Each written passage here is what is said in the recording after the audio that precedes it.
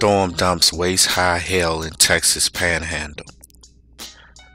Maintenance crews worked Thursday to clear roads after a storm dumped several inches of hail on parts of the Texas Panhandle, trapping motorists in muddy drifts that were waist to shoulder high.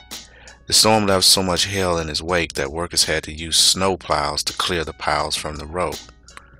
It was crazy, National Weather Service meteorologist Justin Jackson said about the strange storm, which hit Wednesday afternoon.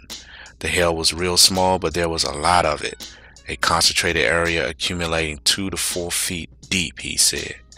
The rural area where the storm struck was mainly ranch land, about 25 miles north of Amarillo and south of Dumas. Rainwater gushed across the parched land, washing dirt, then mud into the hail, pushing it all onto US 287, Potter County Sheriff Brian Thompson said. There were just piles of hail. Some of the cars were just buried in hail and people were trapped in their cars. Braun said work crews stayed in roadside ditches Thursday afternoon, diligently trying to break up the ice, jams, and debris that had fused together and prevented drainage. We've got 5 6-foot-high icebergs along the roadway, Braun said. If we get another rainstorm, it will flood again. But the National Weather Service said it's starting to clear up and should be a sunny weekend.